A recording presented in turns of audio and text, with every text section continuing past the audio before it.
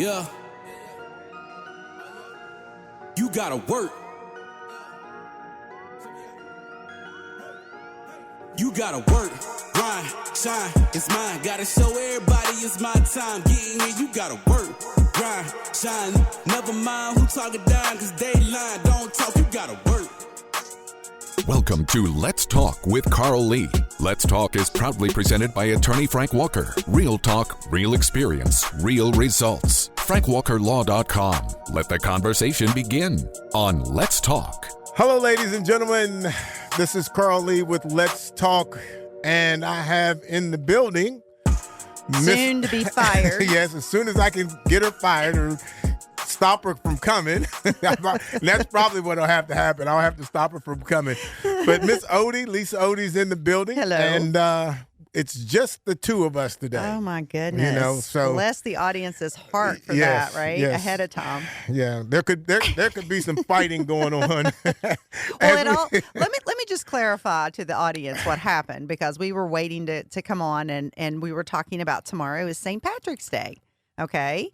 And Carl states, "Oh, that's right. I don't think I have any green." And so, being a good, conscientious friend, being the person that I am, one's buying that. I offered to bring him some Packer gear to wear tomorrow, so he doesn't get pinched or whatever the consequences are for not wearing green. See, I was thinking of you and you only. But you could have thought about like Marshall.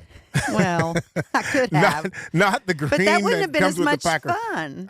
That's why your job is always on edge. Oh goodness! All right, let's go. Well, you know what? You've got women's basketball. Mm-hmm. Like we're in a stage now where I think most, and I'm going to say sports fans, not just basketball fans, but I think sports fans love this time of year when you have all these basketball tournaments going all over the place. Yeah. So, Lisa, I think you have dived into that a little bit. Oh, yeah. I thought maybe we would talk a little bit about March Madness in general before we started talking about specific schools that are enjoying a tournament bid coming this weekend, and really starting tomorrow. I think a lot of the play-in games begin. So lots of basketball to take in. But I was just curious, for you, Carl, are you into March Madness? I mean, it seems to me a lot of people either love it or they're just kind of indifferent to it. No, I don't really. I'm not like a dive into all of it. Mm-hmm. Like somebody will say, okay, such and such lost, such and such won. I'm more likely to wait until you get to the end. Mm-hmm. And then let's see who's playing in the championship. I'm more that guy. Yeah. And again, I think that's just because of my sports background. I don't, I you want results. Yeah, I just want the end result. Who actually is going to actually win the tournaments? Yeah. So I'm kind of the opposite of you. I like the beginning games because I like to watch the smaller schools. The David and Goliath types of matchups and see the Cinderella stories come out of that. Well, I do love those. Yeah. I do love those too. Yeah, so that's pretty cool. And, just the whole vibe of it is, it's high stakes. It's single elimination. You either win and live another day or you go home with a loss. I just think it's a great time of year. I was thinking back to some of our state memories that were related to March Madness, and you might remember these. I'm going to take everybody back in the day for a second, but I was thinking about Jared West. You remember Jared that coaches for West Virginia? We've had him on here on the show before, and him making. And I saw the video, and if people haven't watched the actual video of him making this shot and the electric reaction of the audience and everything, that they should look it up on YouTube. It's called The Shot, and it was in 1998. We're going back a little bit, and he made that game-winning three-pointer against Cincinnati that propelled them into the Sweet 16. So I thought that was really cool. And when you have those kinds of moments in those types of games, in the, I'm going to say, playoff games, no matter where you are in the playoffs, if it's to get you to the next round, get you to the championship, win the championship, those kinds of plays, I shouldn't call them plays, but those kinds of shots. But they're plays. Plays. Yeah, as a football player, it's a play. Yeah. So those are never forgotten. Oh, no. And you know what's curious? if you're that player who makes that shot, like in that moment, you are now forever in history. You're an icon. Yeah. Yeah. I mean, the Mountaineers will never forget. I mean, if you're a true Mountaineer fan, you will never forget that shot. I mean, I remember, watching it. We were at a restaurant or somewhere watching that, and we thought that the game was over, and he made that three-pointer. I mean, the place went crazy, the reaction, because they knew, if they'd lost, you go home. It's kind of the whole format of March Madness. But and then the other one, you'll like this one because it's a Marshall tie. Okay. And I was thinking about, Marshall, this one's a little more recent, 2018, when they won their first ever tournament game. Okay. And then what was crazy about it was the way that the seating worked in their area. I guess it's called their bracket or whatever.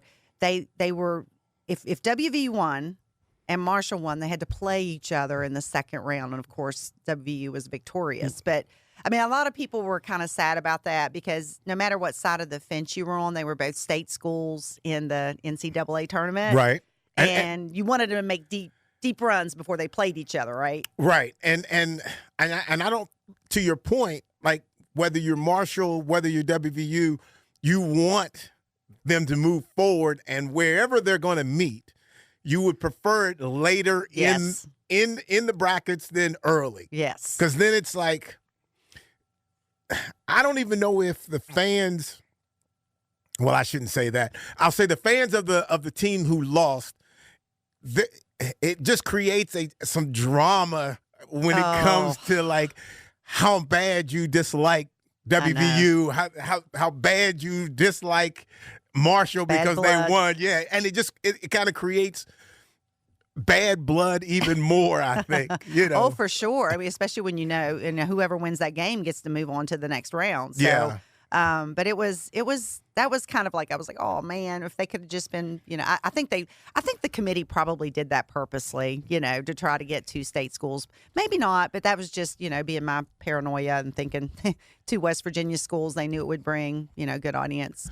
And I'm gonna go back to like a couple of our playoff situations with the Vikings and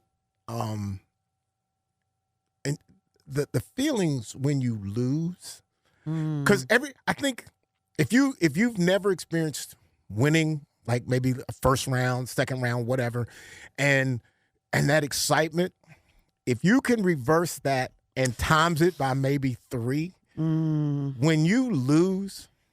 And now you got, and think about this now. There's grown men on the field, and you could make a case that, Are you talking about playoff games? Playoff in games, okay, yes. Playoff games, high-stake specifically games. playoff games. Yeah.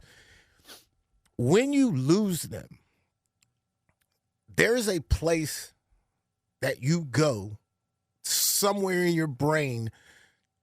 Because you don't, you're too old to kind of cry about it, and that hey, well, next year's, we'll seems look far at away, though. It seems like an eternity. You try your best to fake it, like we got next year, we could come back. And I can remember we lost in the NFC Championship game against the Redskins, and it was like, okay, you can't cry, you gotta, you can't be. You got to kind of walk with your head up. You kind of got to be proud that we got this far and wait until next year. That comes out of everybody's mouth in the locker room. Yeah. The coaches are talking about next year and all of those kinds of things. Too soon for that, though, right? It's too soon for that.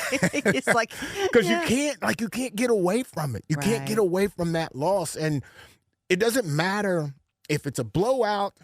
Or if it's 2 points, it doesn't make any difference. You don't think the closer games are more hurtful? Like you knew you were so close. To me, I think, you tell me, a blowout, you kind of prepare yourself all along the game. Like, it's coming. We're going to lose. We're going to lose. But those close games just rip your heart out, I would think. See, I think, okay, so the blowout games, as you're participating in getting blown out, I'm mad at you. You're always mad at me, but go ahead. Because you gave up a play. Even if I gave up a play, you're mad at me. It's like and it's private. It's not like Yeah. it's not like you're trying to turn on your team. The coaches, it's teamwork, and I'm a teamwork kind of guy. Right. But in a situation like that, it's like, oh gosh, what did he? And then I come over and, hey, don't worry about it. But you still But secretly you're still like, it's like, have a ooh, that little hurt. animosity. Like, Yes. if he hadn't dropped the ball, or if he'd have done this or that. And Yeah. those games, in those kinds of situations, as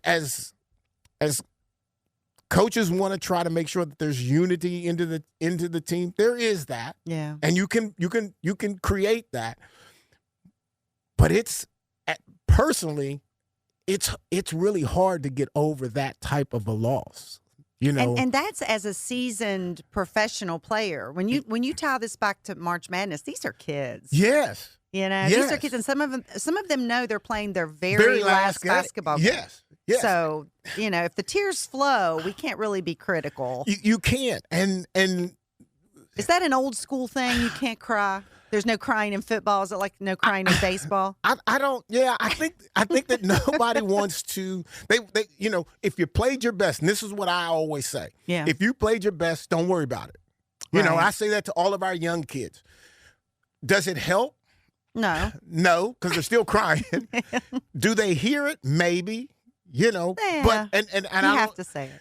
Yeah, you have to say Mm-hmm. it. But then the other side of that is, can you honestly say to yourself, you have not been in that situation before? And how did you feel in that moment? Yeah. And there's some games that I can go back and think about, that game, and I'm trying to fight tears off. I'm trying to just, be a man about it and tough it out. It's tough. And man, it's tough. Those kind of games are, when you start talking about these kinds of tournaments, Mm-hmm. your expectation and then what happens if you don't meet that expectation, if you think you can get to the championship and you lose in the second round, Heartbreaking. Yeah. And you're trying to figure out, why did we lose it? Yeah. And you're looking around trying to figure out what was the cause of the loss. And you can't. Yeah, you it's not can't- just one thing. No, it's usually. not one thing. It's a combination of things going wrong. And sometimes it's just the other team. It could just be bad luck sometimes. The other team's just better. Yeah. Or the ball bounced a certain way, and that's just that's Absolutely. the way it goes. Absolutely. But it's basketball is one of those sports that's even more difficult, I think. Look, from a football perspective, you got 11 players on offense, 11 on defense, 11 on special teams.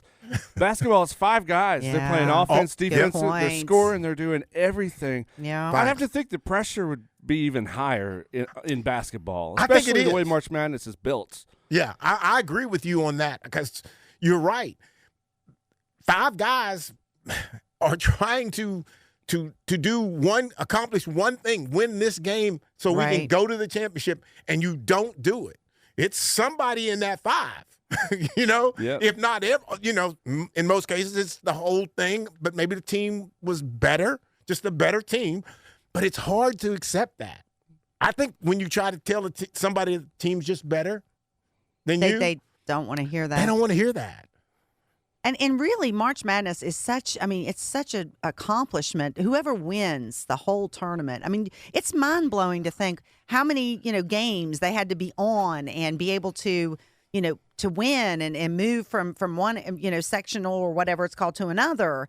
It's quite a feat for whatever school wins the whole tournament, in my opinion. What's 68 schools, right? Yeah. Well, and to kind of draw the difference between football and basketball here too, March Madness is like the crown jewel for the NCAA because of the way it's built. Because you've got so many teams in there. I think football at the college level would just wish to be as good as what March Madness is, because they're expanding the playoffs in football. Yeah. But every year it's just like by the middle of the season you're like, well, it's going to be team X, Y, or Z in the football championship. Yeah. Basketball, you have no idea. There's always some front runners, but as you mentioned, Cinderella stories. Yeah. I think every year somebody comes out of nowhere. Now, you think about in the past, George Mason, Florida Gulf Coast. Those are kind of old school, ones that I can recall right off the top of my head. But they made deep runs. Even to the Final Four, I believe. And they were small schools, relatively small. They're really not as blue bloods, so to speak, as you have like with Kentucky's and Connecticut's and all them. So it's always fun to see a school like that sneak in. And a lot of times it's hard in football for that team to sneak in. Yeah. Mm-hmm. You know, usually you Right there. get the teams that that you think. Rarely do you get that major upset in football. It's in most cases it's going to go the way everybody thinks it's going to go, and no matter how close it is, that makes you at least a little happy to, oh well, you know, we played well, but you're going home. Yeah.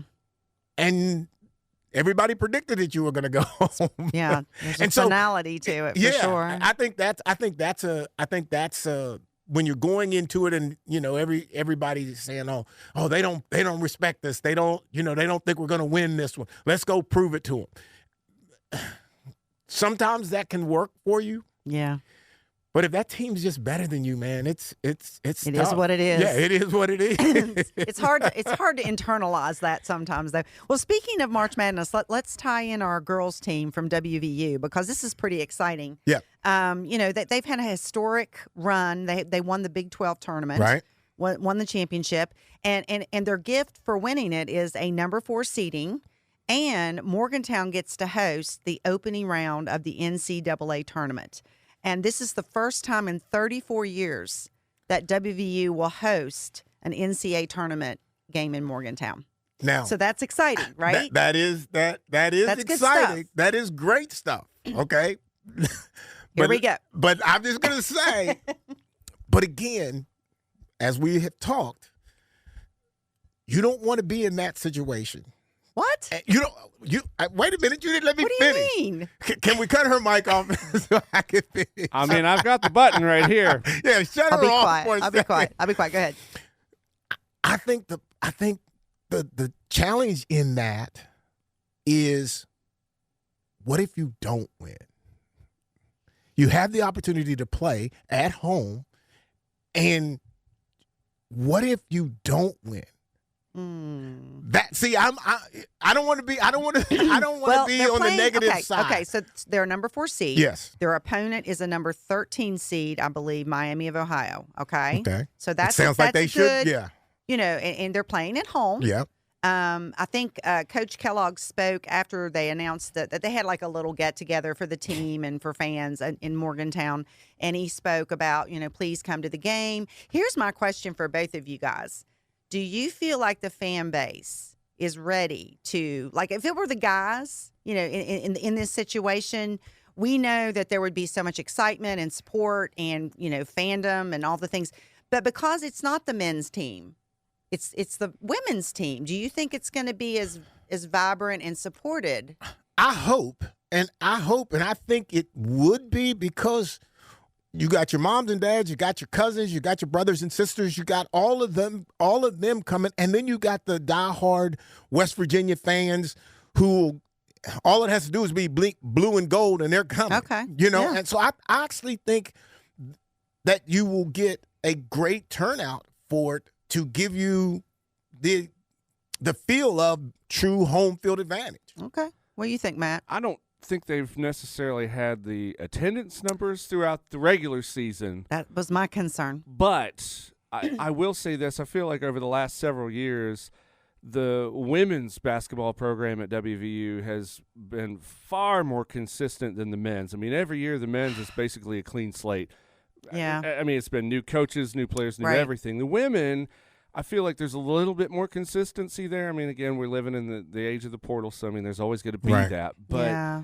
I think that I mean, I don't think the I think portal. they'll fill it up. I think You they'll think so? absolutely. I think so. I think they'll have I mean, a I packed house. totally hope you're both right. I hope that it's a great crowd and they come out victorious, and the girls. They you know, should, to me, like, I would think deserve- that they they would deserve it. promote that. They would really they promote are. that. They are out there, promoting you it. know, because I think that would be something truly special for them, and give them, a good, comfortable feel of like, hey, we can win this. You know, Yeah. Because I really do believe that fan base helps you in any sport. If you've got folks cheering for you, I mean, that to me, a lot of times that just gives you more motivation to work even harder during the game. You might be tired, but you ain't coming out because you just, I got to do this for the fans. And I feel like I don't know how they would not sell out the whole place. Yeah. I know a lot of people that have been regular season football ticket holders that,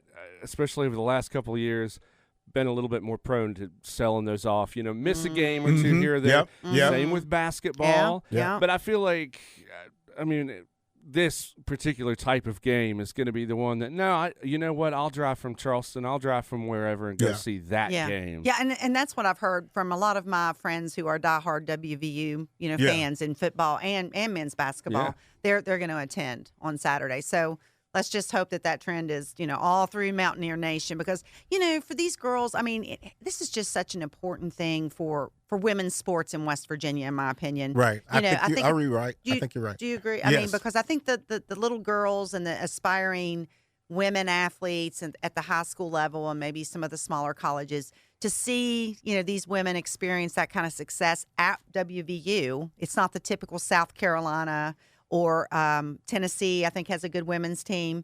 This is in Morgantown, and so I think they're trailblazers for our females here in the state. Well, I'll tell you what else helps them out. It's on a Saturday. Oh, amen. That's always going to help out on attendance for a game. Yeah, for sure. So I have an idea, and I'm curious of what both of you all think.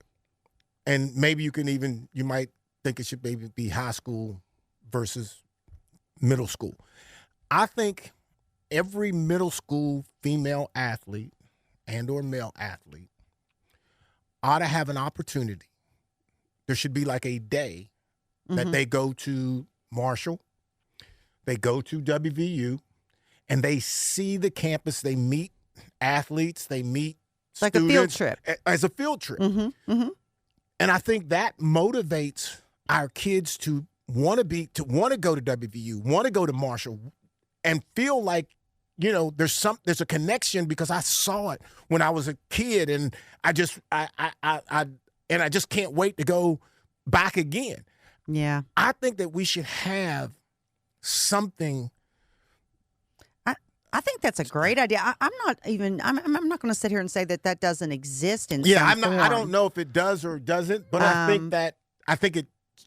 If nothing else, if you just take let's say a female basketball team, middle school or high school, there might be some rules or something in there, but middle school, and you take them to a female basketball practice. Yeah.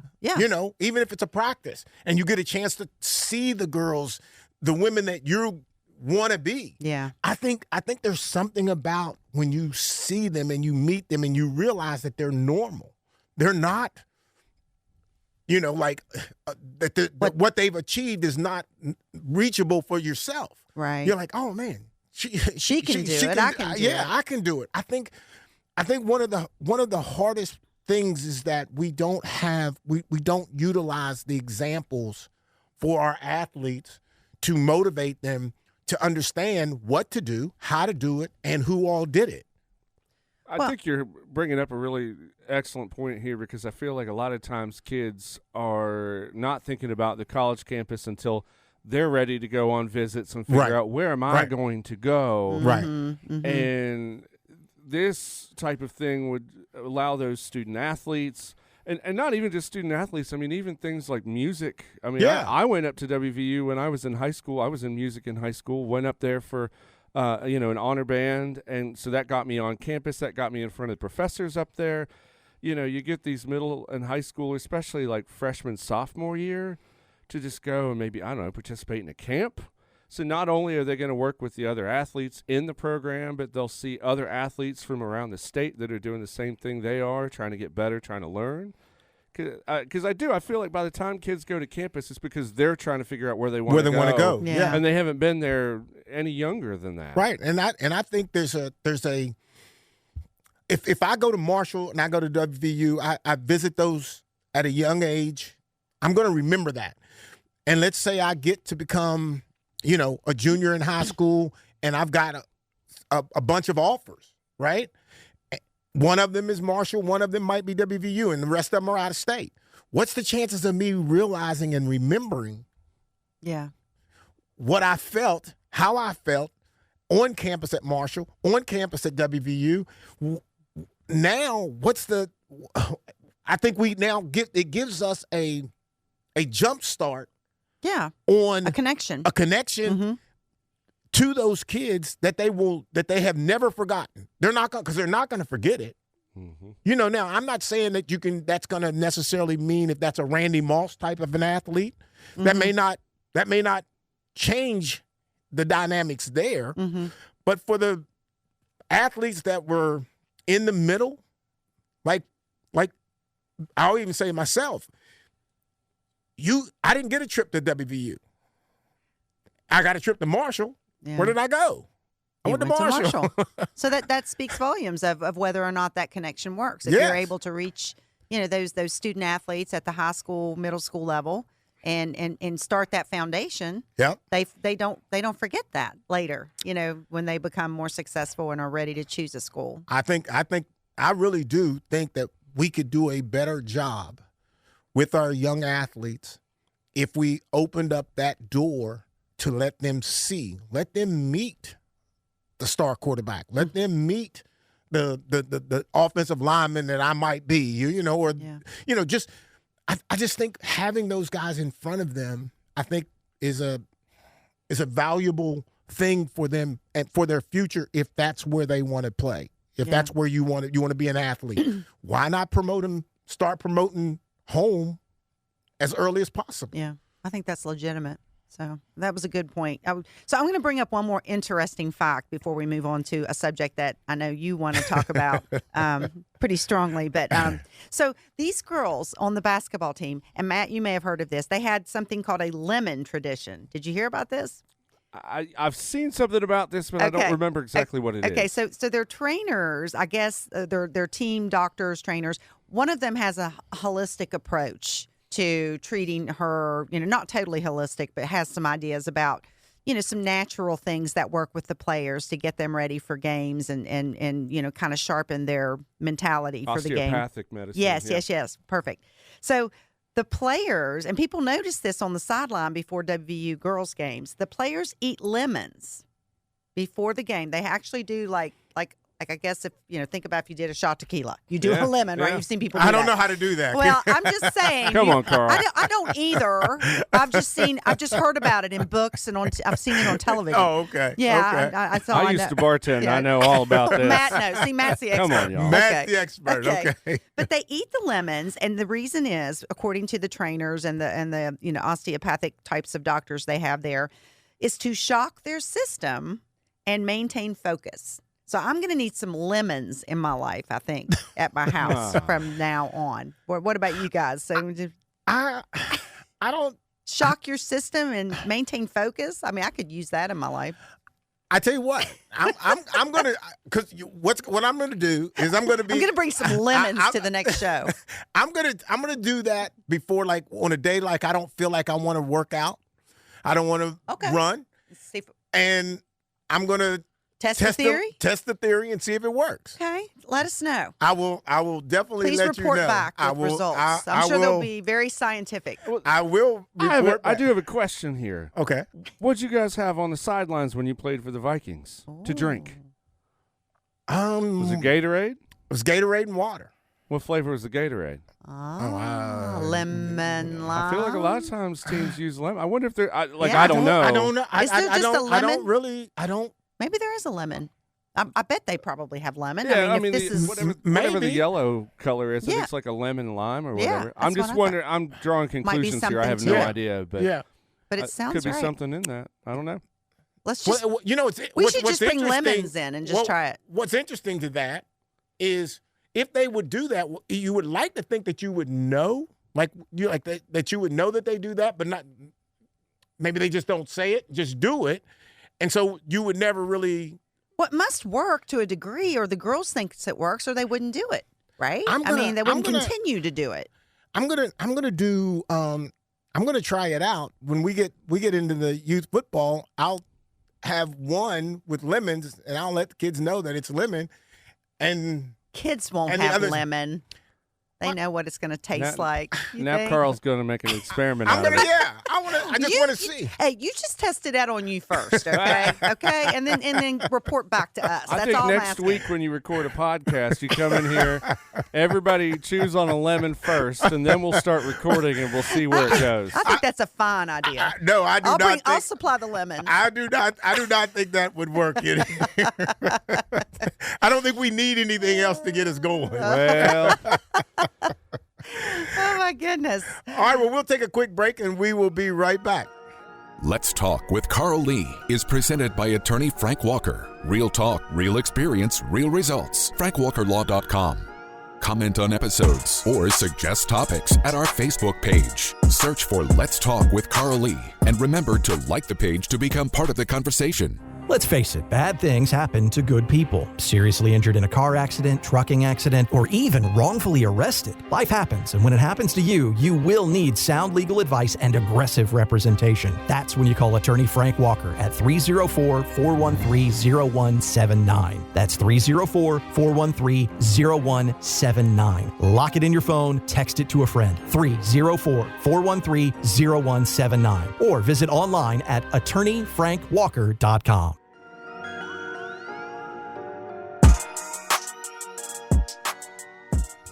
All right, ladies and gentlemen, we've got well, let me just say this. Lisa has a little clip we're going to play. It's Michael Jordan, right? It's a little clip. Yeah, it's MJ. It's the GOAT.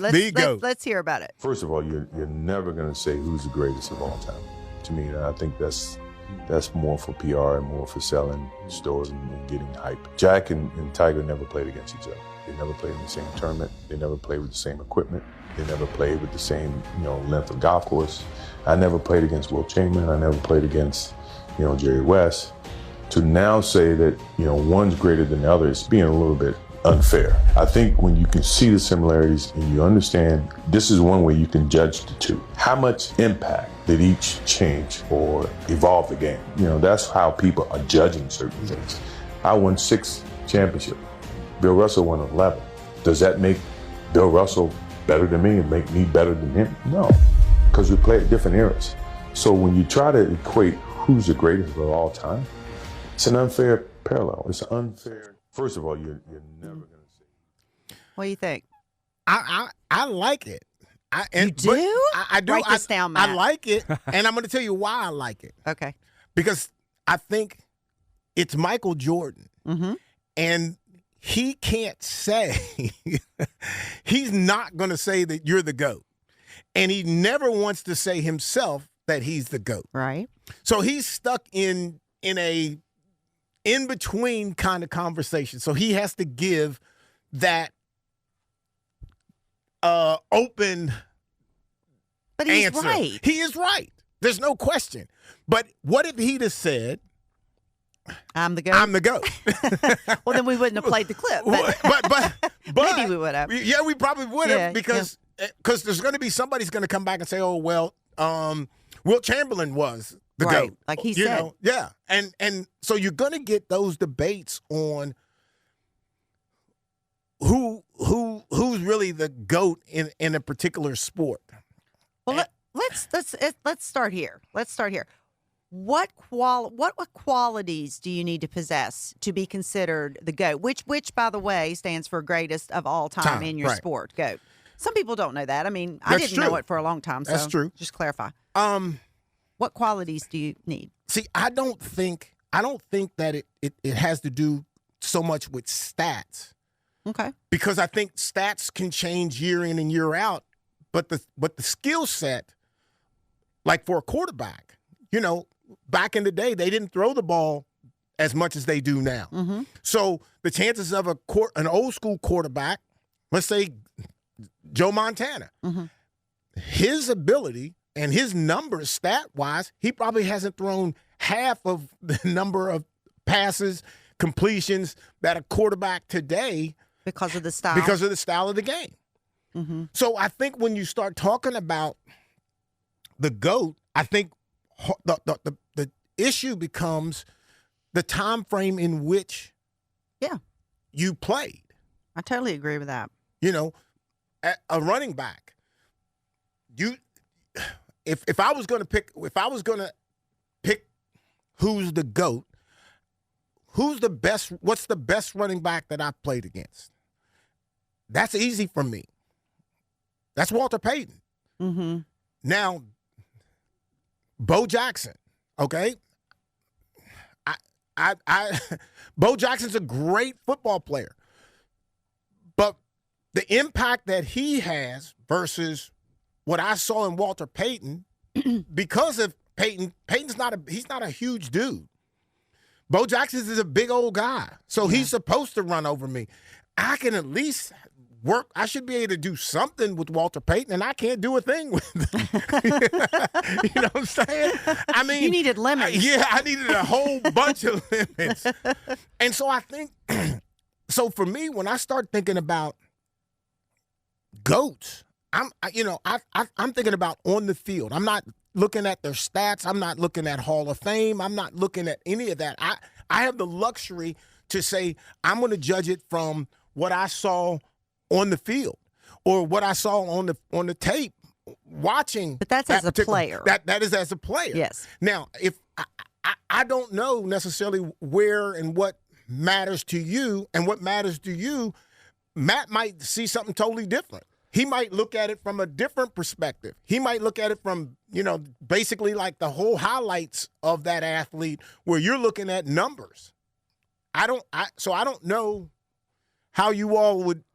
Here's the thing about it. The quality and the talent level of the league is naturally going to get better and better decade after decade after decade. So my personal opinion, you have to look at it for the overall accomplishments in the period of time that they played.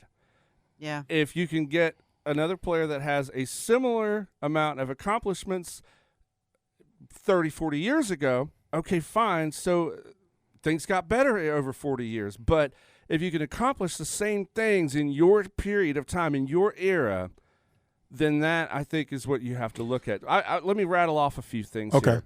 Michael Jordan, 6 championships, 6 finals MVPs, 5 NBA MVPs. He was All-Star Game MVP 3 times, Defensive Player of the Year in 88, Rookie of the Year in 85, 10 scoring titles. He was 10-time All-NBA First Team. I mean, not only was he an offensive player, he was a defensive player. If you can find me another player that has similar numbers in their era, right? And those are the people you need to be comparing, and everybody else is out. Right. And I like what you said, Matt, about the time frame. Every time period is going to have a GOAT, in my opinion. You can't compare a GOAT from one time period to another. I mean, it's just different styles of play, like you said, different athletic abilities. Yeah. But they do have something in common, and Michael Jordan fit the bill for all of these. The longevity of their play, their consistency, their accolades, right? Championships, it could be either or. Statistical dominance, clutch performances, right? Because if Mike got the ball, it was at the end of the game. That's who's going to get the ball. Who's going to get it? He's going to get it. And then cultural impact. So to me, those are the qualifications that you need to consider when you are looking at an athlete and deciding whether or not they qualify as a GOAT. That's just well, and I 100% agree with you. And then I would say to anybody who would say, okay, well, I think it's such and such. Okay, I give you that. Put him beside Michael Jordan. Right. And because if you're going to go by stats, let's just look at the stats. Yeah. Years played, championships, all of those kinds of things. Do they add up? Right. When you start talking about a running back, and most people will say Bo Jackson because he was big. But my question to that would be, how many years did he actually play? And then one of the concerns, because mine is Walter Payton. When it comes to a running back, it's Walter Payton. And see, that's another thing. You can't compare quarterbacks and running backs and defensive backs. You can't. You got to have more than one GOAT. Well, and this for is a what sport. makes basketball more unique yet again. Because in football, it's position players. There's positions in basketball, but everybody is a doing the scorer. same thing. Everybody's a Yeah, defender. yeah, that's different. Lisa, you mentioned something that's got my brain buzzing here, and I didn't even need a lemon here. Cultural impact. Yeah. Yeah. Every contract, all of these multi-million-dollar contracts that these players are getting today, the shoe deals, the athletic wear deals, all of that stuff. Sure, was it happening before Jordan entered the league? Yeah, a little bit. But it's way different now because of Michael Jordan. Right. Air Jordan. Air Jordan. Yes. And to that, and the point that I think that you're making is it was different. Yeah. When MJ was getting these things, doing these things, it was different. It was, what? Really? I'm buying that shoe. You know, like everybody wanted those. And no one, I don't think since Jordan, I don't think there is anybody. I don't care if you've got a shoe, you got a jersey. I don't think you have anybody that has the impact to hit the public, to be storming to the store and selling out their shoes, shirts, jerseys, whatever. I don't think you have that now. And Jordan made the Nike brand because he was Yes, going to he go did. with Adidas. Yes, he he did. wanted Adidas, and his mom said, Yes. no, we're going to go take this meeting with Nike. They were a brand new shoe Yep. company, and they gave him those stock options, which is what made him rich. Yep. And it's Yeah, all just because yeah. he stopped and listened to his mom. But otherwise, he was going to go with Adidas. Yeah. Yeah, And that's a wild story. yeah, I mean, think about just how narrow that choice was. Yep. I mean, It was a gamble on his part. Yeah. Yes. Yes, it was. It was. And his mom saw it for whatever she saw. She knew. She knew whatever it was Mom's that she intuition. knew. Yes, she knew that this is where we need to be. And again, he was the only guy. He pioneered it. He Yes. he definitely started the The whole- trend for all of that, for apparel, for, shoes, that kind of thing for athletes. But I can't think of a recent athlete that has been that successful as MJ was. Can you guys? I don't even think that there is Maybe. even a shoe that's No. named after or somebody's wearing that is even remotely close to I think Jordan. Kobe is probably Maybe Kobe. your second Maybe Kobe. closest. Yeah. I think Yeah. that he's probably the only one. And isn't that odd that those are probably your two most liked, I say alike players. They are. Their play was similar, and they would be the two top shoe market out there. Yeah. Shoes and jackets. Jackets, and anything, the whole all the apparel, apparel. industry. Yeah. Yeah, It's crazy. So is there some controversy about LeBron? LeBron James. LeBron wants to be the GOAT. I mean, am I hearing that correctly or not Okay. correctly, or is it a rumor? It is What is not it? a rumor. Okay, so all right, I'm gonna just justify what I think the GOAT is. Mm-hmm.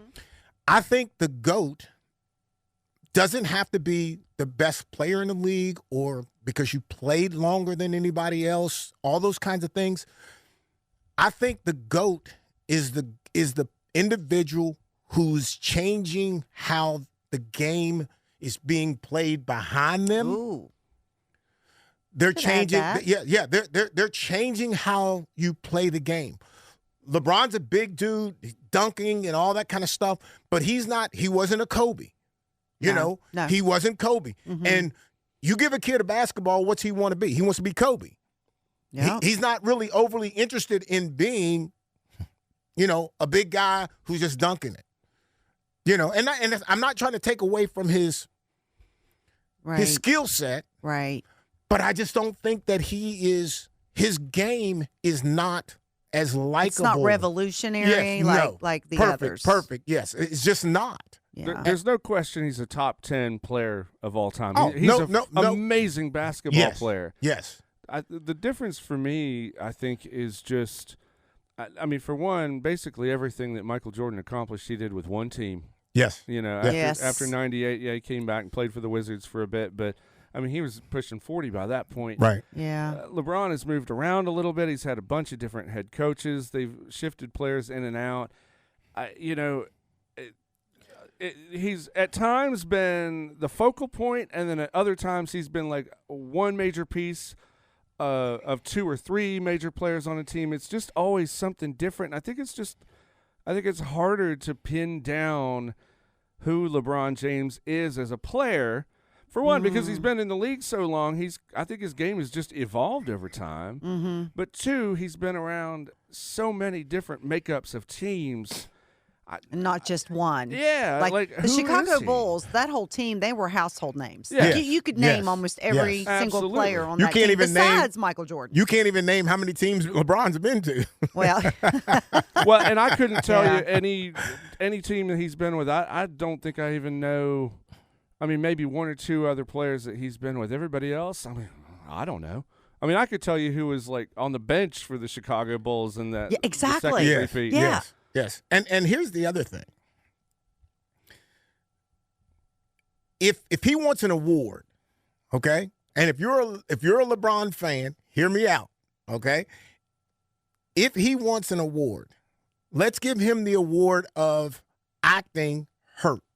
oh my gosh. Did he just say that? Let's give him Oh, that no. award Oh, my for goodness. faking injuries. Here we go. I've Now- as an athlete, getting hurt. I'm sitting on the bench. I'm trying to get myself back out there. Like, I'm playing with pins in my wrist because I don't want to not play. In this last, he's falling and he hurts his arm. He doesn't even fall on that arm. And According to who? You? watching the video, they were playing it on the. They're playing. What site were you watching? Here's when ESPN and all the sports channels are replaying him falling, and him grabbing the arm. Okay. It's everywhere. Yeah. You know what I'm saying? Like, you're doing it to a point where everybody knows that you're acting. The thing that gets me about it, I mean, he's a small forward gosh. that's really in a power forward body. The dude is 6'9". Yeah, he's- And he's muscular. He's got a huge frame. I mean, he's really more of a power forward. When you're that big, why are you flopping? Why are you flopping? Like, you I'm got with those you. broad shoulders. Tackle a guy. Yes. You should be the guy knocking people down. Yeah. They should be scared coming Yeah, around you. You're letting a guy that's 6'1", 190 pounds knock you over to the degree that you need an ambulance. And when those big guys fall, they fall hard. Yeah. I mean, that's part of the problem too. I mean, maybe he does get. No, he doesn't Okay. fall hard. He doesn't fall hard. He You doesn't fall just hard. do not. You do not like. He doesn't LeBron. fall hard. Well, Jordan was quicker on his feet, too. Plus, he's got those enormous paws. He can palm the ball. Yes. I mean, would embarrass people doing stuff like that. Yeah. So LeBron doesn't have that going for him, but I don't know. I mean, of all the things that are going to be your shtick, flopping, why flopping? Now I'm going to pay attention more to that. Well, I was So going to say, I need to watch one of their games. we're and over our time, but I watch. was going to give you an opportunity to try to defend this. If you want to defend it, we'll go over just a little bit. Well, you know what? We can go over to really quick. I wanted to touch on the quarterbacks for the NFL. Who you thought the GOAT was for quarterbacks? Really quick, Ooh, okay. Well, because I have to say Montana. in his era. In his era. Okay. I'm going to say Montana. I'm going to say period. Okay. Oh, okay. I'm going to say period. daring. That's daring. Okay. Well, because the game was different. He got hit. But you're saying in all, like Yeah. throughout of all time, Yes. even with the game being different, he was still the GOAT. I've not seen a this day. quarterback. I've not seen a quarterback today. Okay? Hear me out. I've not seen a quarterback today that I think is better than Joe Montana. What? You okay, so you do not okay, and I say this with great despair. This really hurts my heart to say this. But the GOAT for me is Tom Brady. Even though I'm not a Tom Brady fan, just put it that way. I understand. But I am a fan of his body of work. I am too. But it's not. But it's not. It's So not. It's you're not, saying no. It's not Joe. It's not Joe Okay. Montana because one, it's not in the same era. Because it's not in the same era, and what was going on. the way But the you game still was played. say Montana had an edge Yes. for GOAT. All Yes. right. What do you Yes. think, Matt? I don't have any disagreements with Joe Montana. I don't have any disagreements with Tom Brady. The third person I think probably needs to be in that mix is Steve Young. Joe Montana protege came in and basically just picked up with the 49ers right where Montana left off. I agree, and he made about 9 of us miss on one touchdown, and he beat us. I can go with him, but if I'm not mistaken, those two quarterbacks were on the roster at one time, and Montana was playing. Sure. And so, I think Young could run better. But I think to me, Montana was just so smart. Like you couldn't shake him in the defense. Like you couldn't disguise the defense. He finds somebody who's, it's got to be cover 3. They're all showing that, but he's showing this. He just knew where you were. Like he literally just beat our defense. And we were pretty doggone good. And he beat us because he knew where we were. Right. Well, there are, I think, 3 that come to mind. There might be a few more, but 3 quarterback situations passing off the torch, so to speak. You've got Montana to Young. Yep. You've got Brett Favre to Aaron Rodgers. Yes. Mm-hmm. You've got Drew Bledsoe to Tom Brady. Yes. Mm-hmm. Yes. Now, Those were good. Those are situations that are rare, where you had a really great backup quarterback just waiting in the wings longer than when a lot of the players now are willing to wait. Yeah, I was going to say the fact that they that's would it wait. right there. Yeah. The They fact don't that they wait. would wait is critical. And if you're a young kid and you're sitting behind a quarterback that's already playing, there's nothing wrong with that. Your time can come. Yeah. You need to wait that out, and keep working hard. Try to outwork him. Can you imagine having any two of those quarterbacks in training camp? No, that's Like, that's crazy town. Like, wow. Like, who knows if that'll ever happen again? Really, I mean, probably, it was. I'm going to guess no. Well, most Yeah. of the time it's the opposite. You've got a younger quarterback Yes. Yeah. who is your stud, and then you've got a veteran quarterback who is just trying to, living in the twilight of their career that Right. still Yeah. has backing you up. the knowledge, but maybe not all of the physical ability yes. they Right. had. Yes. Yeah, that is about where it is. Joe Flacco, for example. Right. 41 and 2 or however old he was Yeah. out there still. Yeah. He just went a little too long. Some of them do, though. I know. Yeah. I know. Some could say Tom Brady went too long, but Yeah. know. Well, he was still winning Super Bowls when he That's it. retired. Yeah. I mean, it's crazy. He went to the Buccaneers and showed everybody, but And to have that kind of impact when you change your team, like Yeah. the whole impact that you all of a sudden change a team and now you're going to a Super Bowl or you're getting to the last round of the playoffs. I mean, come on. That's major. And here's the other thing, and people are saying this, it's kind of out there that the future GOAT of the NFL quarterbacks will be Patrick Mahomes, and they say because he's physically, they think he's a little more physically talented than Brady, right? And he's on pace to challenge Brady's legacy, like a lot of his awards, a lot of his statistics. I mean, I'm not saying that this, I'm not, it's going to depend a lot on the next 5 years. right, and whether he can stay healthy. Yep. Right. I'll say this, just to add to that. I think he's a great quarterback, but I think that they're different quarterbacks. And when I say different, I think Mahomes is the guy that can move around and do all this kind of things. And so now you're putting him in a category of like a Steve Young, Right. more so than a quarterback that a Montana who he can move, but like he was trying to stay in the pocket and he could throw the ball. I think generationally, like I don't know. I think you take all the stats out of it and you just have to watch it. Yeah, watch performance Watch on the the field. performance on the Yeah. field. Watch leadership and all those kinds of things. Yeah. And I think when you see that, it's easy to see. And you're like, oh, wow, gosh, he's like running that. He's running that team. He's running that offense. And I think there are players who are great players, but they're not the leaders of the team as a quarterback. They're and just I think not that's natural. critical. They're not natural. And players don't respect them to that degree. Who's going to challenge Tom Brady? Yeah. You know, who's going to come up and say what lineman or DB or whatever is going to say, man, come on, you got to do – who's going to do that? Yeah. How many clips of LeBron James flopping do you think there are? I'm gonna look those up when I get home tonight. I can't believe you haven't seen those. Don't pay attention to him. Oh, my gosh. I'm not a big fan, so. All right, well, we went over just a tad today, but no problem, I don't think. Lisa, I appreciate it. Yeah. Matt, glad you jumped in with us. Ladies and gentlemen, we will be back again next week.